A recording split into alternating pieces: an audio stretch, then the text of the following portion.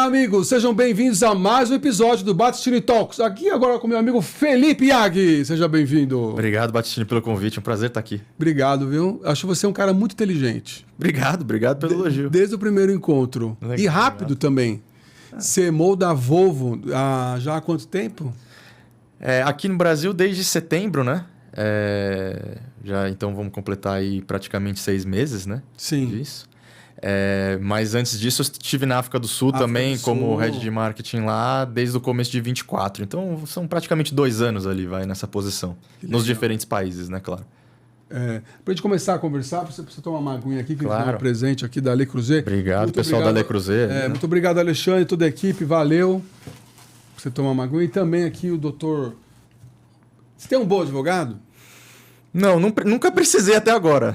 Mas é bom ter recomendações. É bom ter. É bom ter recomendações. Caldeirão, eu gosto muito. Obrigado. Não é porque ele é meu patrocinador, não. O cara é bom mesmo. Obrigado. Para você usar aí. Hoje, Felipe, a Volvo construiu sua reputação sobre segurança, né? Uhum. A gente sabe disso.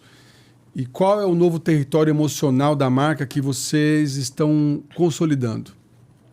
Acho que segurança sempre esteve presente na Volvo, né? São 99 anos fazendo os veículos mais seguros do mundo, né? Agora, em 14 de abril, a Volvo completa 99 anos, o que é um marco significativo. Nossa, 99 anos. São poucas empresas que conseguem chegar nessa idade com um propósito tão claro como é a segurança, né? Mas acho que uma coisa interessante, principalmente que a gente fez aqui no mercado brasileiro, Battistini, foi também explorar o assunto da eletrificação.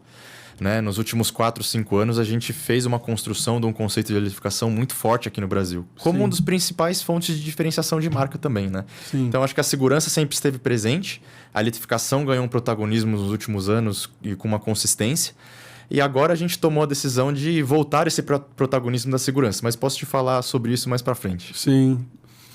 Em um mercado cada vez mais competitivo, né? Realmente o que sustenta é o premium, né, da Volvo no Brasil. Né? Exato, exatamente.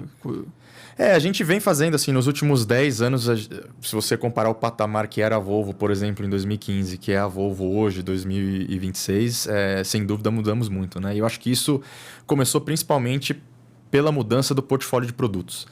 Né? Depois que nós lançamos a XC90, em 2015, que foi uma grande revolução para a gente conseguiu aí trazer um portfólio de produtos cada vez mais premium, com design cada vez mais atraente. E isso ajudou a gente a fazer essa construção. Né? E eu até queria te perguntar assim, porque como você também trabalhou na África, eu acho que você tem uma visão um pouco mais global também, mas como que vocês equilibram essa consciência global da marca com as particularidades aqui do consumidor brasileiro? Eu acho que trabalhando com marcas globais... tem algumas coisas... A Volvo deveria ser a mesma marca em todos os países, né? Pelo menos ter as mesmas características em todos os países. Afinal, não tem? Não, ela tem. Tem. Mas aí é que tá, né? Você tem pilares ali que são fundamentais, que você não abre mão e são características inerentes da marca e você precisa proteger isso em todos os países. Mas tem uma nuance local que ela precisa ser respeitada. Ela precisa também estar presente. Porque o consumidor da África do Sul, por exemplo, não é a mesma coisa que o consumidor do Brasil, que não é a mesma coisa do consumidor dos Estados Unidos. Então, a gente precisa entender, trabalhando com as marcas globais, quais são os pilares que a gente não pode abrir mão em qualquer um desses países e quais são os pilares que a gente consegue fazer uma construção um pouco diferenciada. Eu dou esse exemplo da eletrificação. Né? Segurança é algo que Volvo não abre mão. A Volvo é segura e sempre vai falar sobre segurança em qualquer país. Mas a estratégia que a gente teve aqui de eletrificação no Brasil foi diferente, por exemplo, do que a Volvo nos Estados Unidos adotou.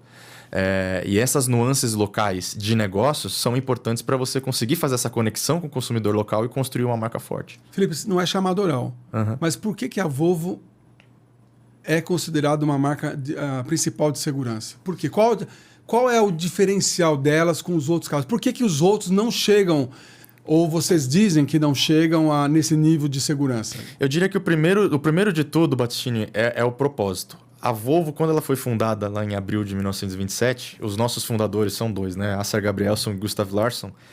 Eles têm uma frase famosa que a gente usa lá na Volvo, que é: carros são dirigidos por pessoas. Portanto, o princípio fundamental do que tudo que a Volvo faz é segurança. sempre vai ser segurança. Então a Volvo já foi criada com o propósito de proteger as pessoas. Eles criaram a empresa lá na Suécia porque eles entendiam que não existia nenhuma montadora que poderia oferecer um carro que era robusto e seguro o suficiente para as condições de rodagem na Suécia na época. A Suécia é um país muito frio, muita neve, gelo, é perigoso. Naquela época ainda estava se desenvolvendo, né? A indústria de base estava se desenvolvendo. Então ainda as condições de rodagem não eram perfeitas. E eles entendiam que não tinha nenhuma montadora que conseguia trazer veículos seguros para os suecos. Então eles decidiram criar a Volvo. Então o princípio de tudo sempre partiu por cuidar das pessoas. E esse propósito foi o que criou muitas inovações de segurança ao longo desses anos. A principal delas, que se alguém conhece alguma história da Volvo, é a invenção do cinto de segurança de 3 pontos. Né? Como que é isso? O cinto de segurança de 3 pontos foi inventado pela Volvo. Esse cinto que a gente tem nos carros hoje foi inventado pela Volvo lá em 1959. Você está brincando? Exatamente. Olha a ignorância, eu não sabia. Um engenheiro sueco que chama Nils Bolin, trabalhava na Volvo na época, e ele inventou esse cinto de segurança. Aquele que a gente usa mesmo? Exato, porque o cinto antes era só abdominal, certo? Eu lembro dessa época. E ele inventou... Você não tinha nascido ainda. Ele inventou... Não. E aí ele inventou o cinto de segurança de 3 pontos. Então são os 3 pontos que fazem essa transversal aqui no corpo. Isso é uma invenção que foi lançada no veículo da Volvo. Todo mundo copiou depois? Não só copiou, porque o que aconteceu na época? A Volvo entendeu que aquela tecnologia era tão importante que ela abriu mão do direito de patente do cinto de segurança de 3 pontos, para que todas as marcas pudessem utilizar. Caramba, então, era uma patente? Era patenteado? Poderia ser patenteado, mas a Volvo abriu mão porque entendeu que aquilo era uma inovação que deveria proteger todas as pessoas, não somente os que estavam dentro de um Volvo. E claro, demorou-se muitos anos até outras marcas também adotarem o cinto de segurança. É até uma curiosidade, Battistini, que na época que foi lançado essa tecnologia, foi muito controversa. As pessoas não queriam. E a mídia, na época, foi muito contrária. É engraçado, né? Porque, como toda tecnologia, tem aqueles que amam e aqueles que odeiam. As pessoas falavam, por exemplo, que era melhor ser atirado pela janela do carro, era mais seguro ser atirado pela janela do carro do que ficar preso no assento. Que absurdo ficar preso no assento. Nossa, que absurdo, estão restringindo a minha liberdade. Então essa foi a mídia, essa foi a cobertura na época. Nossa. E você imagina isso agora em 2026, alguém falar mal do cinto de segurança? Não existe. Mas é algo que a Volvo criou, abriu a patente de fato para todos os montadores utilizarem, e é uma das histórias mais sensacionais que existem no mercado e da Volvo. Então eu diria para você, Battistini, que tudo começou com um propósito. O propósito de cuidar das pessoas. Por esse propósito foram criadas inovações ao longo dos anos que fizeram com que a Volvo tivesse essa vantagem. E é hoje uma das marcas que mais investe e faz testes de segurança no mercado. Por isso que a gente fala que a Volvo é a marca de carros mais segura do mundo. O que mais você destacaria, né, em relação à segurança da Volvo? Aliás, por favor, abre o site da Volvo. www.volvo.com. Volvocars.com. Volvo Cars. Volvo Cars. São vários, ao longo dos anos são vários destaques, né? A Volvo também tem uma história muito grande de segurança infantil. Foi lá nos anos 70, a Volvo, por exemplo, desenvolveu a cadeirinha de crianças voltada para trás. Ela fica... Porque imagina, você está sentado aqui, né? A cadeirinha da criança, geralmente a criança fica olhando para frente. Para frente, do pai. O pai tá vendo?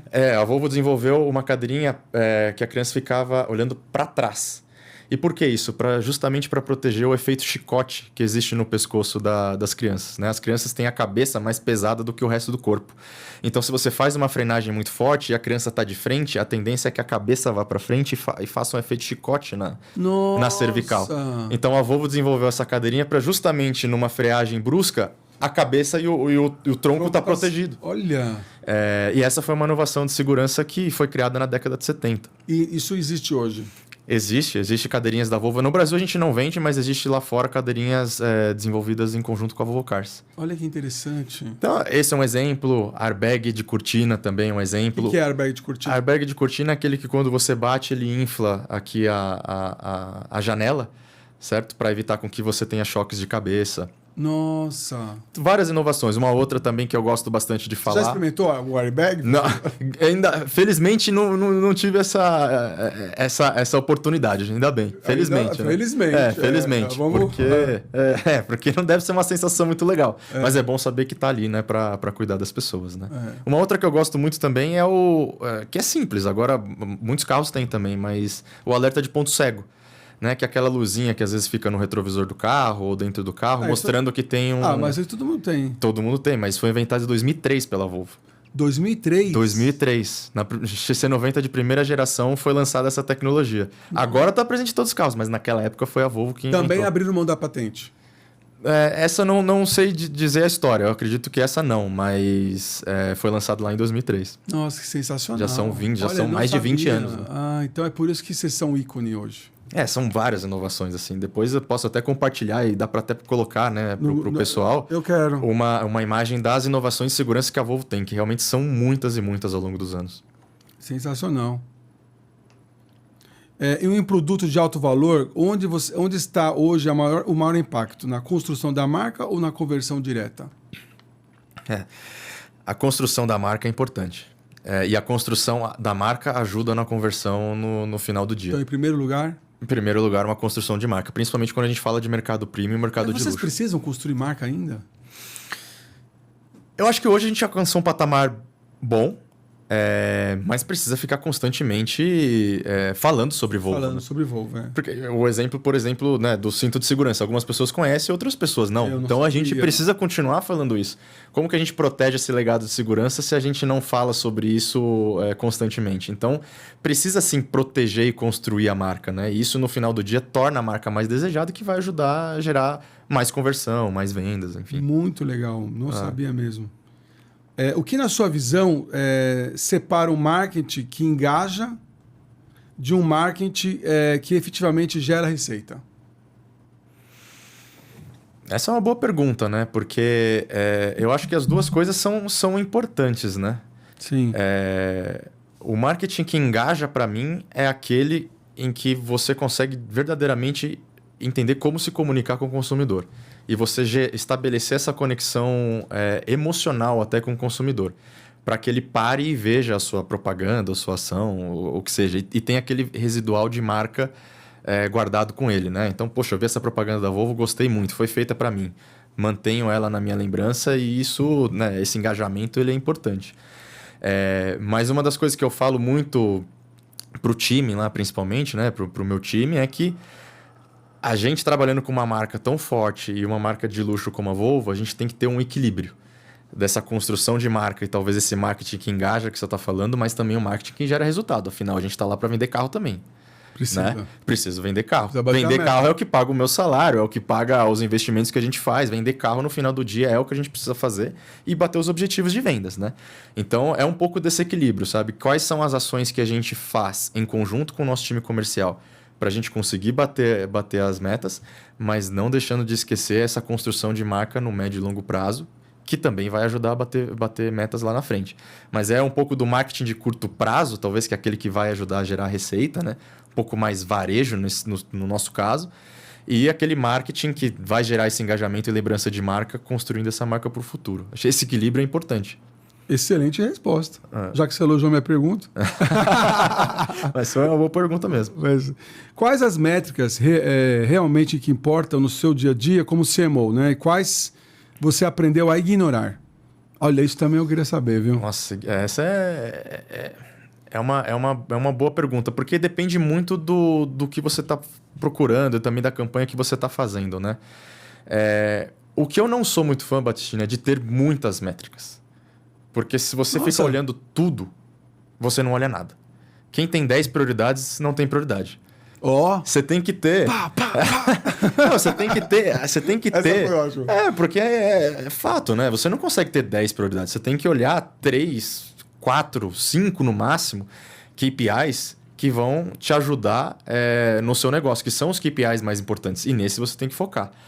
Né? Então, não é. Quais são as suas? Não é ignorar. A gente, por exemplo, no nosso dia a dia, obviamente a gente olha também os de mais baixo de funil, né, que a gente chama, que são vendas e geração de leads, por exemplo, que levam tráfego para os nossos concessionários, que fazem a venda dos nossos carros. Mas também a gente entende muito as métricas de mídia. Por exemplo, se a gente for fazer um vídeo, o alcance, né? Os views, a quantidade de views, o engajamento, ele é importante.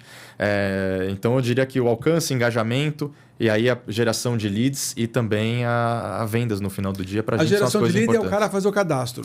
O cara fazer um cadastro, às vezes entrar em contato no WhatsApp para entender sobre o carro, fazer um test drive. São vários conceitos ali dentro, mas para mim são os mais importantes. O test drive, sem dúvida, é um dos mais importantes, né? O test drive. Depois que você senta num Volvo, a chance de comprar é muito grande. Nossa, que legal. Você que já experimentou os nossos carros, você sabe disso. Nossa, sei, viu? É que o X9 tá difícil. X90. X90. É demais, né? É excelente o carro. Ele te fala, nossa, ele te abraça. É incrível, gente. A eletrificação exige mudanças de comportamento. Qual é o maior desafio hoje? O maior desafio hoje, você sabe que é a infraestrutura, né? E essa percepção de valor, queria que você comentasse a respeito. É engraçado, né? Porque assim, a gente fez uma jornada já de anos de eletrificação, né? Não é agora que eu vou falar disso, né? Chegou aquele momento de eu falar da eletrificação que eu comentei lá no começo, né? Quer botar algum carro? Só para trazer um histórico. Esse é o nosso último, né? Que a gente acabou de fazer o lançamento. Na verdade, a gente lançou uma versão dele, né? Que é essa do EX30 Twin Motor. O EX30 já existe desde 2024, mas a gente trouxe uma nova versão dele. Fizeram um retrofit. Com 2 motores. Uma atualização do ano modelo, né? E ele agora vem com 2 motores. É um carro sensacional. É o Volvo mais rápido da história. 0 a 100 em 3,6 segundos. É um negócio impressionante. Segundos? Impressionante. Carro de 428 Tem mais algum cavalos. Carro que você queira destacar? A gente pode ir nos nossos carros, e aí o que é interessante, né, justamente é contar. E aqui você vai ver 2 tipos de tecnologia, né? Elétricos e híbridos, né? Que é o que mais pra frente eu posso contar. Mas eu acho que dos elétricos é interessante clicar aí e ver que a gente já tem, né, o EX90, que é o que a gente estava comentando, né? Esse é o nosso flagship. Foi o que eu andei. Esse carro é sensacional. Sensacional. EX60 é um grande lançamento que a gente deve ter mais pro final do ano. Olha, baixou, tava 900. Exatamente. E aí a gente tem o resto da gama, né? X40, X30. O que é interessante da Volvo é que a gente tem uma gama completa de veículos, né? Desde tamanhos menores até tamanhos maiores e diferenças de preço também, né?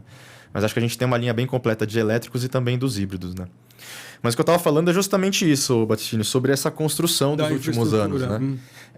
A gente lançou o nosso primeiro carro elétrico lá em 2021. Foi o XC40 Recharge, que era o 100% elétrico. Desde então, a gente utilizou a eletrificação como um grande diferenciação, como um grande fator de diferenciação de marca aqui no Brasil. E quando eu falo isso, não é só na parte de comunicação, porque eu posso comunicar, na minha área de marca, a gente pode comunicar o carro elétrico, mas se no showroom tem carro a combustão, não faz sentido, certo? Então a empresa toda precisa caminhar para a mesma direção. E foi essa decisão estratégica que a gente tomou lá atrás.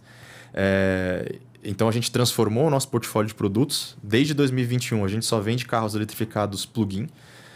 Ou seja, aqueles que você pode plugar na tomada, seja híbridos plug-in ou seja 100% elétricos. Então são 4, 5 anos já fazendo essa construção e vendendo esse tipo de produtos. E também a gente criou uma área de eletrificação dentro da Volvo justamente para atacar a questão de infraestrutura de recarga. Então, desde aquela época a gente trabalha isso e a Volvo é a marca que mais investiu em infraestrutura de recarga até então. A gente está falando aí de mais de 70 pontos de recarga rápida em estradas. Hoje a gente consegue conectar o sul do país ao norte do país pelo litoral com carregadores Volvo. Então, se você tem um carro elétrico, você consegue utilizar os carregadores da Volvo para fazer essas viagens. Legal. E a gente chegou a ter também praticamente 1.000 pontos de carga convencional, que são os famosos wallbox, em shoppings, centros comerciais, academias espalhados aí por todo o país.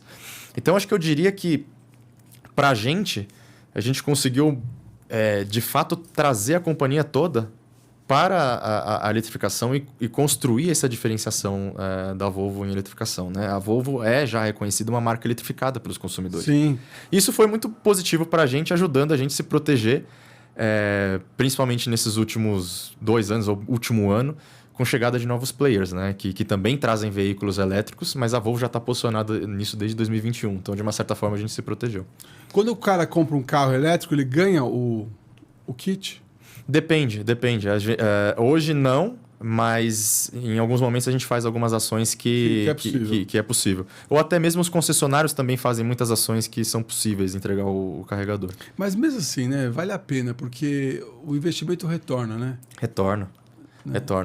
Retorna porque, bom, agora a gente está vendo aí os preços do combustível, né? Como dispararam também. Dispararam, nossa.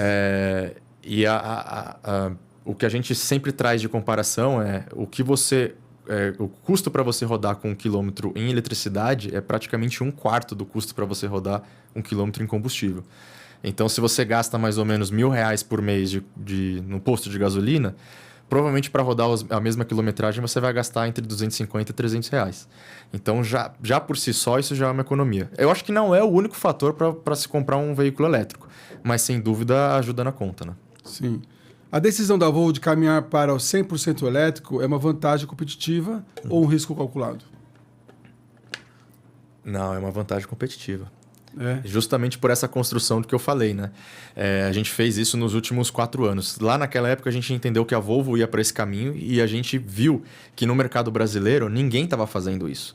Então a gente falou, vamos ocupar esse lugar. Porque lá na frente outras marcas vão chegar e a gente já vai ter ocupado esse lugar. Foi justamente o que aconteceu. Né? Num mercado super competitivo como 2025, com novas marcas, novos players, a gente ainda conseguiu ter o nosso melhor ano da história. Nossa, parabéns. Exatamente. Então, isso mostra que a estratégia lá atrás foi acertada, de gerar essa consistência em eletrificação, se posicionar dentro desse universo, para que a partir do momento em que o mercado virasse para um mercado mais eletrificado, a Volvo já estava lá posicionada. E como que você traduziria de forma clara o valor real do elétrico para o consumidor brasileiro? Porque tem muita gente com o pé atrás ainda, né? Sim. E é natural, são novas tecnologias. É o que eu falei do cinto de segurança. Naquela época as pessoas achavam que não era importante. Imagina, toda tecnologia causa uma disrupção. Gente, é absurdo, não sabia disso. Que a pessoa prefere ser jogada. É isso. Toda tecnologia nova causa isso, né? É uma disrupção, as pessoas não estão acostumadas, né? O que eu diria é o seguinte, o primeiro fator de tudo que eu acho que é importante, Battistini, muitas pessoas falam sem nunca ter dirigido um. Eu acho que para você que está aí escutando a gente aqui, você pode ter opinião gostando ou não gostando do produto, isso é natural, mas faz o teste. Testa primeiro. Vai lá, dirige um carro e depois você tira as suas conclusões. Tem muitas pessoas que às vezes nunca tiveram contato com um carro elétrico e ficam falando que o carro elétrico não serve ou que não é legal, etc. Então, acho que o primeiro de tudo, dê a oportunidade, né? Dê-se a oportunidade de testar para que você tenha a sua própria opinião. E aí, o que eu gosto de trazer de argumentos, e porque eu vivo essa vida do carro elétrico também, é que, sendo bem honesto, ele é um carro mais legal de dirigir. Ele é um carro melhor. É um carro que tem um torque instantâneo, é um carro que te entrega mais potência, ele é um carro que tem uma dirigibilidade super legal, um centro de gravidade mais baixo, porque a bateria geralmente fica no assoalho. Então, ele é um carro muito legal de dirigir. Como produto, ele é muito legal. Muito. E a partir do momento em que você está inserido dentro dessa jornada, você tem um carregador ou no seu trabalho ou na sua casa e você já está acostumado com isso, eu vou te dizer, o contrário é muito difícil. Porque eu, por exemplo, tenho um carregador na minha casa. Às vezes tem pessoas que não conseguem colocar, mas tem no trabalho. Você já está acostumado a chegar ou no trabalho ou na sua casa, deixar seu carro carregado. É automático. No outro dia, você sai de manhã e está tudo certo. Você não precisa parar no posto de gasolina. Você não precisa mais parar. Putz, eu tenho que sair 15 minutos antes, 20 minutos antes que eu tenho que parar no posto de gasolina. Então a sua rotina muda e acaba que entra num ciclo natural que você se sente tão bem com aquilo que você não quer mudar.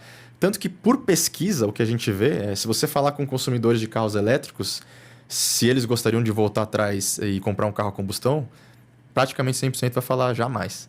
Olha só. Porque se acostuma com a tecnologia. Mas é claro, né? Tem pessoas que às vezes vão querer, tem pessoas que não vão querer. Eu acho que o híbrido também ele é uma solução muito boa também.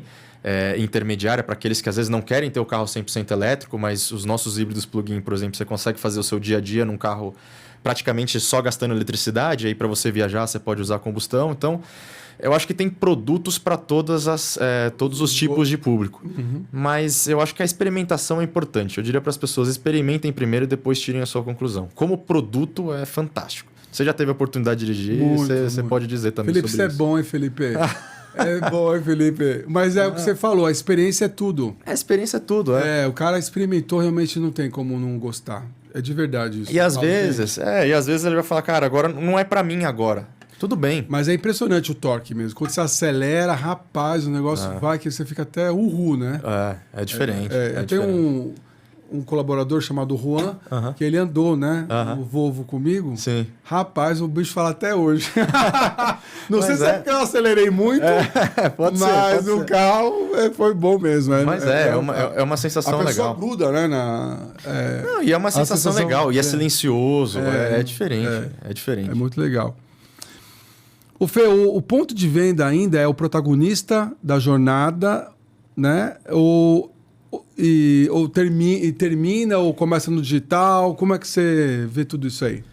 O digital tem sido cada vez mais importante, mas pra gente ainda, principalmente no tipo de produto que a gente está inserido... É alto valor, né? Um produto, né? O nosso ticket médio é R$400 mil, né? Então é muito difícil alguém comprar um carro de R$400 mil 100% pela internet. Repete essa frase, por favor. É muito difícil, né? Não, pelo menos a gente também não oferece essa opção, né? Não oferece? Não dá para você comprar 100% online. Você precisa ainda ir num concessionário. Mas tem gente que oferece? Fora do Brasil, sim. Fora do Brasil. No Brasil, existe. não. No Brasil, ninguém não. vende um carro de 400 100% online, não. Muito difícil você fazer o processo 100% online. Então começa a experiência no digital e termina no ponto de venda. O digital tem sido cada vez mais importante para isso, para esse início da jornada, para atração, para você até conseguir explicar melhor as tecnologias do carro, explicar melhor a marca. Mas ainda aquele contato no ponto de venda é muito importante. Aliás, quantas concessionárias vocês têm hoje? São 52 hoje no Brasil. No Brasil todo? No Brasil todo. A gente está presente nos principais centros e também a gente expandiu um pouco para alguns interiores que são relevantes agora. Mas são 52 e a nossa rede de concessionários ela é super importante, né? Não só do ponto de vista de vendas, mas principalmente do ponto de vista de serviço. Né? O consumidor ele busca o concessionário para fazer o seu serviço. E nos carros eletrificados a retenção é inclusive maior. Porque ele confia que a montadora, a Volvo, né, sabe lidar melhor com essa tecnologia do que oficinas independentes, por exemplo. Que legal. Aliás, você falando assim, você explanando tudo isso, e eu estou adorando, eu acho que você se preocupa muito com a experiência do cliente, né? Sim. Nas concessionárias. E eu queria... Como que você vem redesenhando essa experiência para um cliente que valoriza tanto o tempo quanto a personalização? A gente tem escutado muito o consumidor, né? Tanto o consumidor que está no nosso concessionário quanto o consumidor do mercado, a gente escuta muito para entender o que ele tá buscando, né? O que a gente sente muito, principalmente no tipo de público da Volvo, é que Você já está respondendo a minha próxima pergunta. Tem uma questão de experiência e de exclusividade que ela é super importante. Né? Eu quero entrar dentro de um showroom da Volvo e, né, os nossos showrooms aqui eles seguem todo o nosso padrão global que chama Volvo Retail Experience. Então você entra lá, você tem toda aquela aura escandinava, você tem os móveis com desenhos escandinavos, você tem aquela presença de luz que é diferente dos conceitos de arquitetura escandinava. Qual que é? Geralmente são cores mais claras, né? Tem o uso de madeira muito forte, tem o uso de spots de luzes direcionados. Você precisava conhecer a Consuelo Jorge, que saiu daqui, que é arquiteta. Que ótimo. Ia ser muito legal.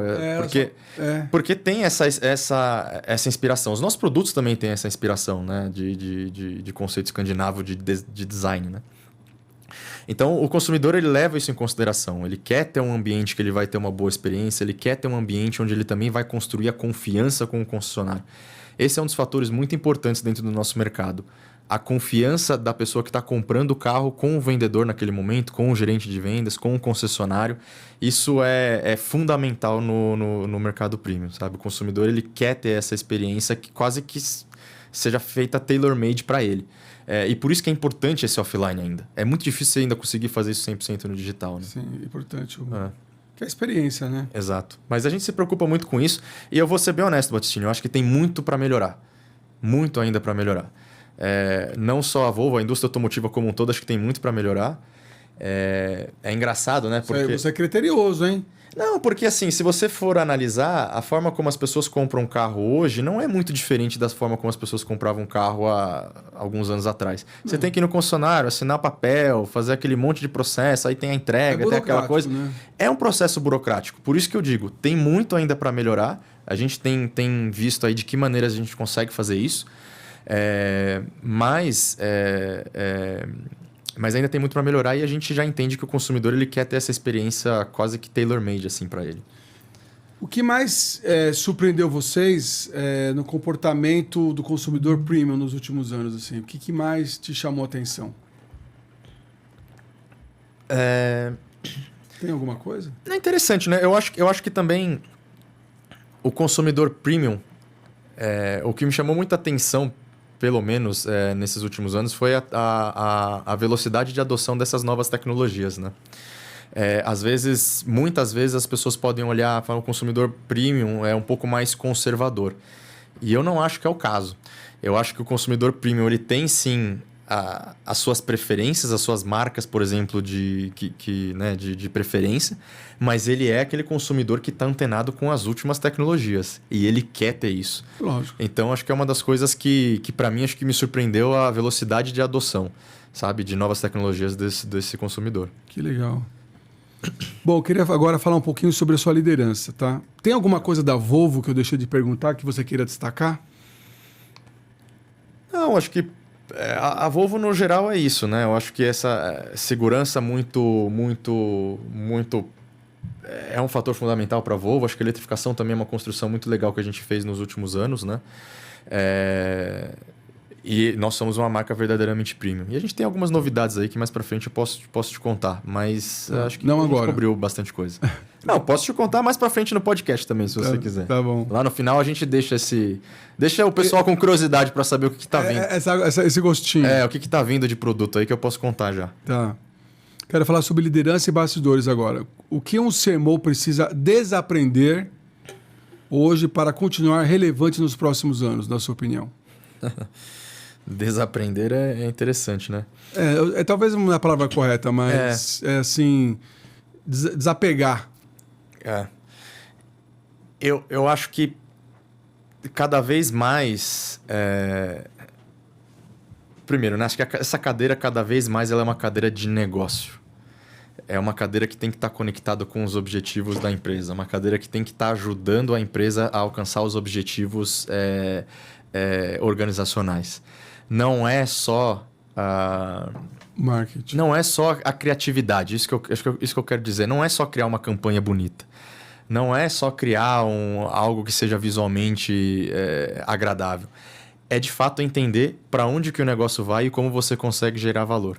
Então, talvez se tiver que desapegar, se alguém ainda tiver com essa cabeça muito de só olho para a embalagem, mas não olho para a distribuição, não olho para o preço, não olho para o negócio, precisa desapegar. Porque eu acho que hoje, quando você alcança uma posição de destaque como essa, e você senta à mesa com os outros C-levels, a conversa comum é negócio. E para onde que o negócio vai. E como fazer para vender mais números, e como fazer para fortalecer números. Se você não tiver isso no seu dia a dia, junto com o seu time, é muito difícil você participar dessa conversa e você acaba até perdendo espaço. Então, eu diria que esse lado estratégico está cada vez mais forte nessa cadeira do CMOs. Assim. Sim, boa. Qual foi a decisão mais difícil que você tomou e trouxe maior aprendizado? Eu diria que essa minha experiência na África do Sul foi uma decisão difícil, assim, dentro, né, da minha jornada. De ir para lá. Por quê? Porque, primeiro que era um país diferente, né? Tem as suas semelhanças com o Brasil, mas um país diferente. E num momento em que a Volvo não estava muito bem lá. E um momento de reformulação. Então, assim, eu teria que chegar e mudar muita coisa do que estava sendo feito e criar coisas novas. Então, evidentemente, isso traz um certo risco, né? Mas é aquela questão, né? Risco-retorno, né? Às vezes você precisa arriscar também para ter um retorno legal. Eu acho que foi uma experiência fantástica para mim, mas sem dúvida foi uma das que eu olhei assim e falei, cara, será? Dá um friozinho na barriga, mas deu tudo certo. Não, acabou até um pouco antes, né? A ideia era até ficar um pouquinho mais. Lá fiquei 1 ano e meio, a ideia era ficar 2, 3 anos lá. Mas por circunstâncias da forma como foi estruturada a organização e tal, eu preferi voltar. Mas foi assim, algo que eu tive um pé atrás no começo, mas deu tudo certo. Foi uma experiência super, super incrível. Eu acho que agregou muito para mim no ponto de vista profissional, mas principalmente do lado pessoal. Você não se apaixonou por nenhuma africana? Não, já era casado já. Não, você tá casado. Não. Tá bom, não quero criar nenhuma confusão. Por favor, né? Como chama a sua esposa? Gabriela. Gabriela, desculpa aí, eu não sabia. O que mais te chamou a atenção na África? A diversidade, né? A gente até conversou aquele dia no almoço, né? É um país em que culturalmente é muito complexo. A gente está falando de um país de 11 idiomas oficiais, subculturas grandes ali. Então, cada região do país tinha um idioma que era predominante, um tipo de cultura que era predominante. Eu acho que isso me chamou muita atenção. Um exemplo, por exemplo, para quem aí é da área de marketing, imagina, na hora que eu tinha que criar algum tipo de comunicação, dá um exemplo bobo aqui, mas um spot de rádio. Tinha que criar uma propaganda de rádio. Eu tinha que fazer em 3 ou 4 idiomas diferentes. Nossa. E eu não dominava os idiomas, então eu precisava da ajuda, obviamente, das pessoas que trabalhavam ali comigo, mas também das agências que trabalhavam com a gente, as agências de publicidade. Mas era complexo. Imagina você criar uma mensagem que você vai ter que traduzir em 4 idiomas diferentes dentro do mesmo país. E isso era bem complexo, me chamou bastante atenção. Mas é um país fantástico, assim. Gostou, né? Voltaria? Voltaria. Eu não sei se para morar no longo prazo, mas voltaria tranquilamente várias vezes por lá. E se você receber algum convite para você também representar a Volvo em outro país, você iria? Depende. Eu acho que depois dessa primeira experiência, a gente consegue entender um pouco o que eu consigo entender mais, o que eu gosto, o que eu não gosto, o que eu me daria bem, o que não me daria bem. Então, acho que essa resposta depende, porque depende do país e depende do contexto do desafio. Acho que isso é importante também. Tá. Como você equilibra a visão de longo prazo com a pressão por resultados imediatos? Isso que a gente estava falando, né? Daquele equilíbrio ali de preciso vender carro, mas ao mesmo tempo construir marca, né? Eu acho que isso precisa ter, primeiro, uma integração muito grande com os outros departamentos e uma confiança muito grande também da liderança, né? Uhum. E para você conseguir essa integração e essa confiança, justamente você precisa mostrar esse planejamento de longo prazo. Falar, olha, a minha intenção é isso. Nos próximos anos a gente vai fazer essa construção. E essa construção vai levar a esse objetivo. Que no final do dia vai ajudar a gente no curto prazo também. Mas acho que é isso. Conseguir esse equilíbrio e entender qual que é a urgência do negócio. Porque tem coisas que são urgentes e tem coisas que não são. E todo mundo acha que tudo é urgente. E se tudo é urgente, nada é urgente. É igual a questão da prioridade que eu falei, né? Entender quais são os incêndios que a gente precisa apagar nesse momento, focar neles, mas mostrar que tem uma construção de longo prazo. Isso é importante. Eu não exagerei quando eu falei que eu acho você um cara inteligente e não estou puxando o saco. Obrigado. Falando sério, eu acho que você é um cara fora da curva e por isso que você está onde você está hoje. Meus parabéns. Obrigado. E por isso que eu vou te fazer essa pergunta agora. Uhum. Você pode demorar para responder. Tá. Vamos ver. Eu acho que você vai ter que pensar, porque você é muito rápido. Tá parecendo aquela atleta chinesa, que eu fiquei admirado com ela também. Ah, sim, a do esqui? Do esqui. Nossa, sim. Ela fantástica, pensa de uma... Você parece muito com ela. Fantástico. No caso do pensamento, assim. Eu não sei da... Nossa, rapaz, ou eu que tô ficando muito old school mesmo.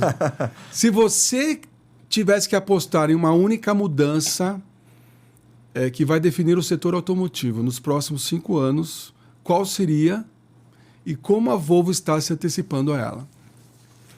Nossa, uma única mudança é difícil, né? Nossa, então ótimo.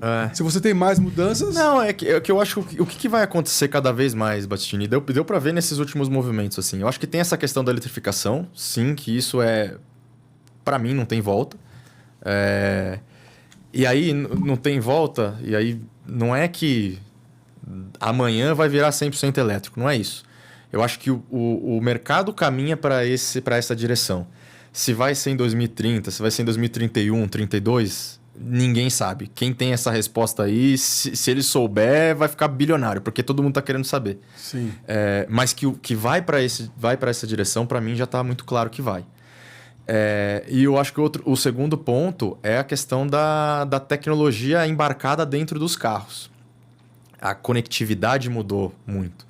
Né? Você falava, há 10 anos atrás tinha carro que não tinha multimídia. Hoje em dia, você vai pensar em comprar um carro que não tem multimídia, não tem internet integrada. Não dá pra ouvir Spotify. Não dá pra ouvir o Spotify. Tem CD, assim, não é impensável. Nossa, você humilhou o CD. Impensável, é Você impensável. humilhou o CD, não, mas é impensável. Você tem que ter um carro que tem conectividade, né? Claro, você pode ter o CD também, mas você tem que ter um carro que tem... Usa CD. Mas você tem que ter esse carro com essa conectividade, né? Então, eu acho que essa questão tecnológica, da tecnologia embarcada dentro dos produtos, eu acho que vai ser cada vez maior. E eu acho que a Volvo tem um caminho interessante aí, porque, primeiro, a eletrificação, né, a gente já está posicionado nisso de uma maneira legal. Temos próximos lançamentos aí que são veículos 100% elétricos, então acho que isso, de uma certa forma, a gente está coberto no nosso portfólio. Ao mesmo tempo, mantendo os híbridos, que também é aquela tecnologia, como eu falei, né, para aquele que não está ainda preparado 100%, para o elétrico ainda tem o híbrido. Então, acho que como portfólio de produtos está ok. E aí a tecnologia embarcada dentro dos carros, eu acho que também a Volvo tem algumas coisas muito interessantes, né? Hoje os nossos carros todos usam o sistema do Google, por exemplo. Né? O Google integrado dentro do carro. Sim. O que é fantástico, porque hoje você nem precisa espelhar o seu celular, já está tudo lá. Já tem o Spotify, já tem o Google Maps, já tem o Waze, está tudo lá, você não precisa nem do celular. Sensacional. E tem o próximo carro que a gente vai lançar, que é o EX60. Ele vem com o Gemini integrado, né? Que você consegue ter uma conversação, de fato, uma conversa com o IA dentro do carro. Poxa, acho que isso, sem dúvida, é uma tecnologia já que você puxou isso, quais são os novos lançamentos? A gente tem o EX60, chega mais para o final do ano, né? Esse é um carro que para a gente é fantástico. Muita tecnologia embarcada, por isso que eu digo que a Volvo acho que tá bem nesse quesito. E antes disso, mais ou menos no meio do ano ali para agosto, a gente deve ter o ES90, que é um sedã grande. ES90. É um sedã grande, elétrico, nos moldes ali do EX90 e do XC90. Um carro mais nichado, né? Mais barato. O preço ainda não está definido, não posso dizer. Mas é abaixo do... Mas deve na mesma faixa de preço ali. Na mesma faixa de preço próximo. Mas é um carro mais nichado, né? Mas o EX60 vem para ser um produto muito importante para a gente. Porque ele entra num segmento que para a Volvo é muito importante, né? O XC60, nós, historicamente, nesse segmento do Premium, né? Que é o segmento de SUVs do XC60, nós somos líderes há muitos anos já. O XC60 é incrível. E ele vem para completar essa gama com um carro 100% elétrico. E é um carro que no corporativo todo mundo quer. Os diretores e presidentes compram, né, no corporativo esse carro, muita gente. Eu já até sei alguns nomes. A gente tem realmente um público de executivos bem fiéis à marca. É engraçado, né? A gente tem esse público muito grande, os empresários também, né? Um público muito grande de Volvo. E advogados e médicos também são os principais... Que gostam. Os principais tipos de clientes aí da Volvo. Que legal. Queria te fazer algumas perguntas, você vai me responder o que você pensa a respeito. Tá bom? O que você pensa sobre casamento? Casamento é um desafio, mas é muito legal. Filhos? Você tem filhos? Não tenho filhos ainda. Tá. O que você pensa da sociedade atual? Cada vez mais complexa, né? Eu acho que a sociedade está cada vez mais complexa. A gente tem... Eu acho que a tecnologia também, que ultimamente... também não tem ajudado muito, né? Acho que uma sociedade está cada vez mais dividida. Eu acho que isso não é algo legal. Não. Mas é complexo e também acho que tem um choque geracional bem considerável hoje em dia na sociedade. Um lugar. Nossa, um lugar só? Eu vou falar um lugar genérico, tá? Para mim, mas é praia. Alguma praia, vou deixar você escolher, mas tem que ser uma praia legal, bonita, um calor e uma cervejinha do lado. É isso que para mim é fantástico. Então faz tempo que você não vai, que você tá bem branquinho. Eu fui uns meses atrás, umas semanas atrás, estava no Ceará, tava fantástico lá também. Mas foi pouco tempo. Lençóis Maranhenses? Não, eu fui para Jericoacoara, fui para ali Canoa Quebrada no Ceará, foi bem legal também. Mas tô precisando tirar mais férias. Ficou boa essa dica aí. Eu acho que tá bem branco. Vou falar pro meu chefe lá pra tirar mais férias. O Batistini falou que eu preciso ir pra praia. Você tem que tirar férias. Eu tô muito branco, tem que tirar férias. É o Roto falando rasgado. Um desprezo, Felipe, uma coisa que te dá um asco.